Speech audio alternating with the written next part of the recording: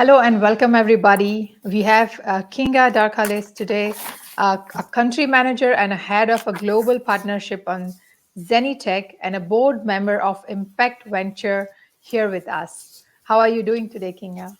Thank you. And thank you for the honor having me here. It's our pleasure to have you here, actually. I would like to now give the little bit of introduction about her. She is an international senior executive with IT and a business background. She has managed companies anywhere between 0 to 1.5 billion USD or 0 to 2,500 people and together.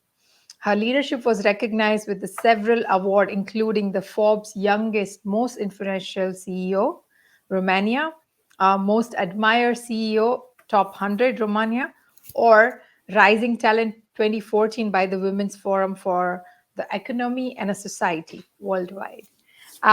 She's going to talk about the leading for success. Would you like to start now? Thank you, Urvashi, for your very kind words, and thank you again for the opportunity for me being here. It's quite a pleasure. And I was born in Romania, in a very, very small town. And I grew up in the communism. We had like 2 hours of television every day. It didn't bother my childhood. It was a very happy one, though.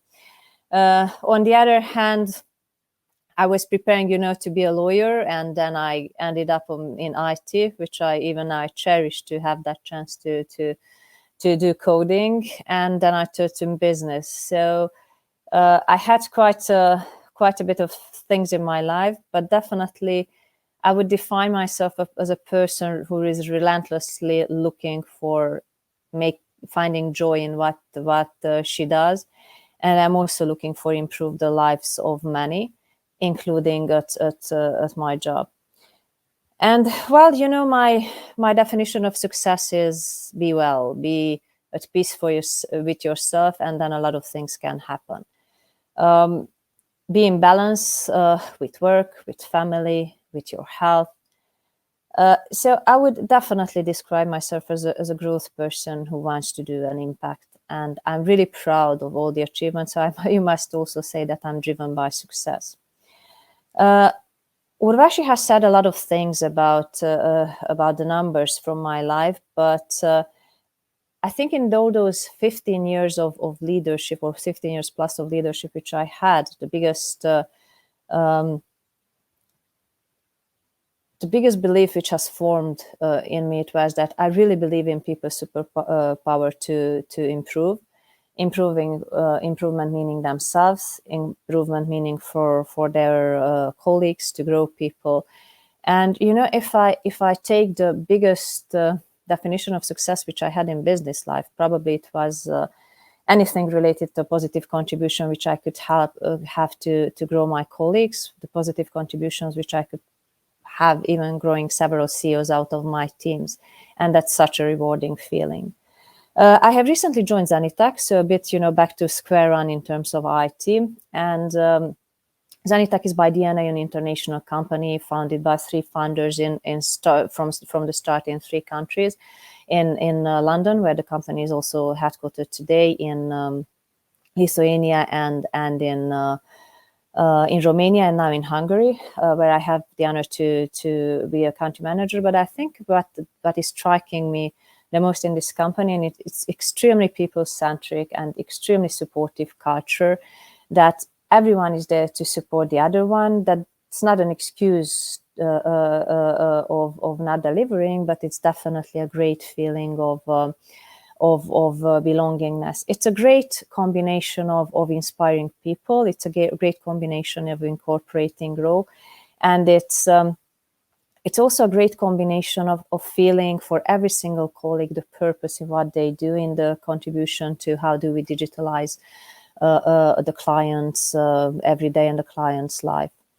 And prior to going to the definition of success, I would also put forward that I'm looking forward for questions whenever you have one. And I also have published a poll to make our session much more interactive. And so I can give you in this very short time something which is more relevant to you. So please see the poll. There is a short question to it, whether you would like to hear more on career, or you want to hear more on business growth and scaling organizations. So anytime when you feel like, raise your hands, have a question, happy to move the line along a bit. So going back to success and what it means, because we started from leading for success. One of my favorite definitions for success is that success is about the others and performance is about yourself. It comes from a very famous network scientist, László Albert Barabási, who has been describing the importance of networks in our life, not just social networks, but also hubbing of the networks. And, when I go to that, I was always a bit, like, success is what I think it's success for me. So I think it's really, success is to be recognized for your achievement. Success is doing something that you like. Success is having a good job, what you like, and you can pay your bills. Success is being healthy. And success is really, really, in my definition, something which is creating value for yourself. So, but it's also something which the others would perceive as something outstanding. And one of the biggest learnings in my whole life related to success, or how to get to a point where you can consider yourself successful, is the definition of having your activities measured. And it might sound cruel, but whatever gets measured gets improved. And I think that's also valid for organization. It's a very simple example. There's a project that has a scope to obtain, and it's so rewarding feeling the fulfillment what comes with it. On the other hand, it's also personal. If you have a goal of improving your life and you take it down to your goals of definition, what it makes sense for you, then you again have something which is aspirational already, where you can relate to, and you can move forward. And again, it's also important when it comes to your own career goals. Related to the poll questions that I have put forward, the biggest number of votes came to career. So I will try to speak much more about career change and transitions. And my personal story is that I have spent 17 years with the very same company prior to deciding for a move. And it was completely my decision. I wasn't burned out. I even today cherish the very same company, but it was something which I felt that my journey is somewhere else. So this is how I did my next step in my career. It's when it comes to managing your own career, what I have learned, and it's really not an advice, but what I have learned is, I think the first rule to have a fulfilling career, whatever you do, is to like what you do. You will spend a third of your life probably in a job, or even more sometimes. You will push yourself to learn. You will push yourself to be better, to lead better. You will push yourself to inspire other people. And if you don't like what you do, and you're pushing the others in a direction that you don't yourself even like to do, then you're just not credible. And it takes so much out of the energy. So really, rule number one, when it comes to my personal experience related to career, really enjoy what you do. The other part, and that's where we relate a lot with Zenitech, one of our values is being community, is that do have the right people on board, and do like the team that you're in it. Do like the people that you work with.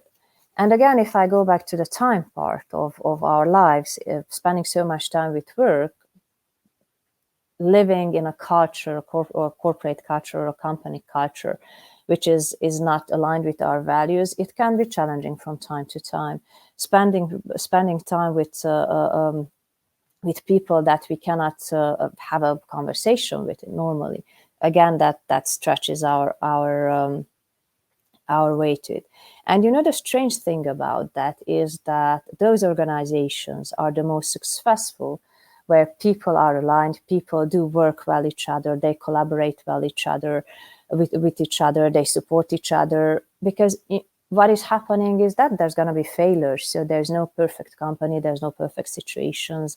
And really, sometimes things are getting tough. And when things are getting tough, having a supportive network of people, having a community supporting each other, it can be quite a difference between a good or bad day or relationship or even year.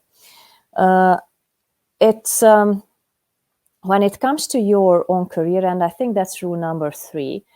And there are various dilemmas or theories that shall you focus on emphasizing your strength, or shall you focus on decreasing your weaknesses.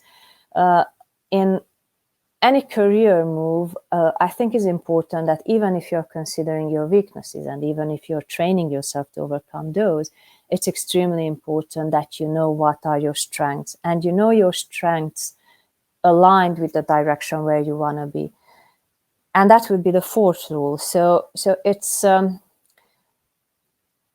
lot easier to go somewhere if you know where you want to go. And that's the same with the career move. So if you know that you like technology, if you know that you like to really participate, which I think is the biggest happening currently in the world, the technology related developments, and you want to be part of it and you're enjoying it, you enjoy the discovery, you enjoy learning every day new techniques, open up the world for you and discover those. I think it's maybe innovate as well.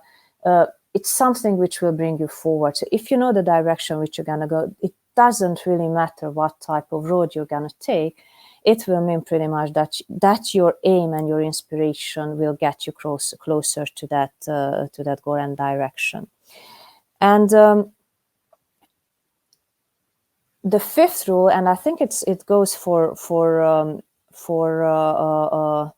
businesses as well, and your own career as well. There is a Japanese proverb which says that strategy without action is daydreaming, and action without strategy is nightmare.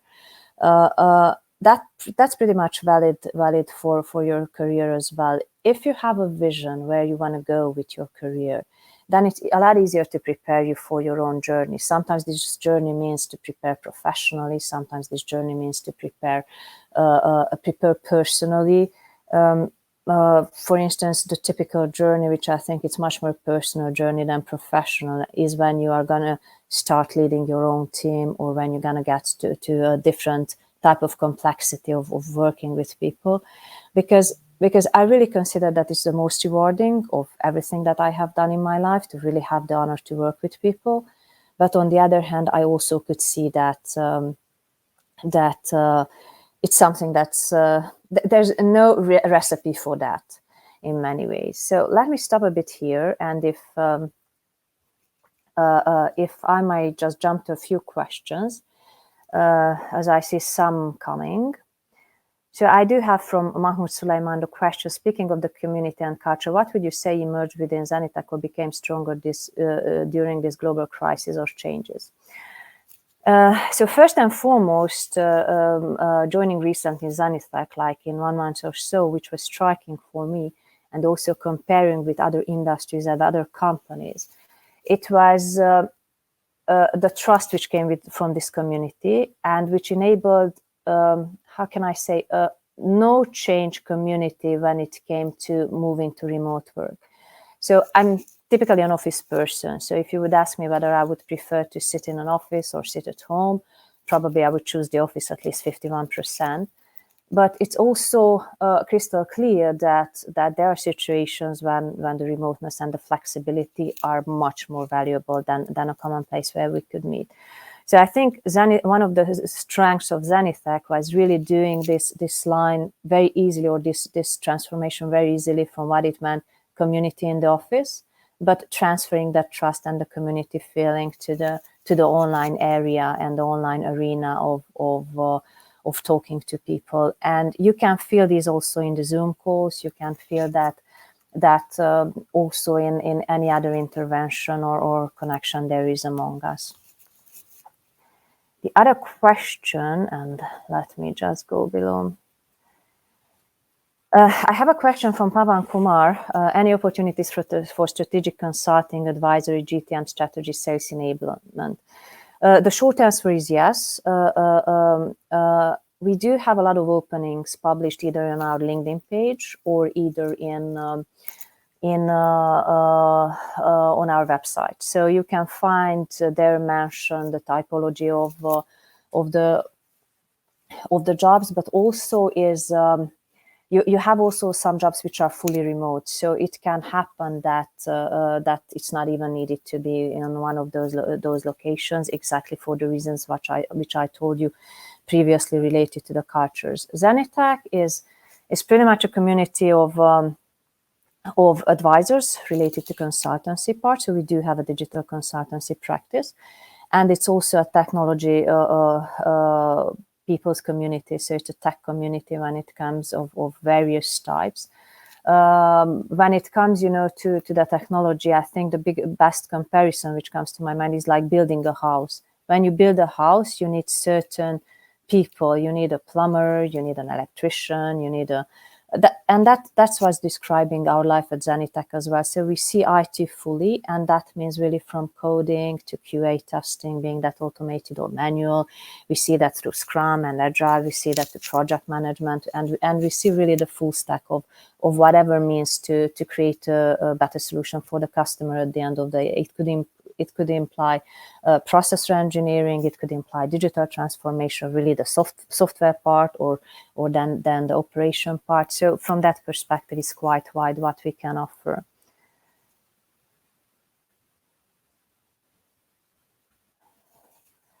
Okay, so going back for the success question, and I really appreciate you popping up questions, because the first rule of getting successful, I think it's really to dare. So I think it's quite important to whatever happens, I do have a vision. I want to go in a certain part, and I'm perseverant about it, and I'm bold enough to ask questions related if that's the case. It's one of my favorite statements related to careers and also companies when it comes to success is the African proverb of, if you want to go fast, go alone. If you want to go far, then go together. And I think that's valid for our careers and our companies' lives as well.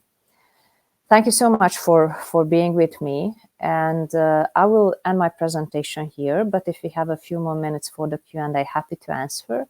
Otherwise, there's one more question which I would happily answer.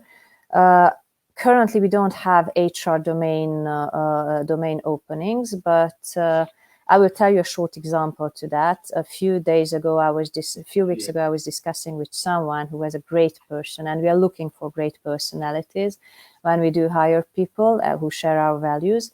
And at that point, we didn't have any opening. So what we did, we said, okay, if you want to stay in touch with us, then let's do that. If not, then it's also a fair point. And he said yes to stay in touch. And in a few weeks' time, we got a new project, which was meaningfully fit for his technical expertise. So who knows? Currently, there's none, but who knows? So let's stay in touch. If you watch our LinkedIn or if we stay in touch, that's definitely a channel of communication. Thank you so much. This was really a wonderful talk and a very informative, I must say. And I hope that everybody who's listening has a lot to take away from this. And yeah, thank you so much for your time. Thank you. Thank you. Enjoy the job fair and have a great day. Thank you. Bye. Yeah, enjoy. Bye-bye.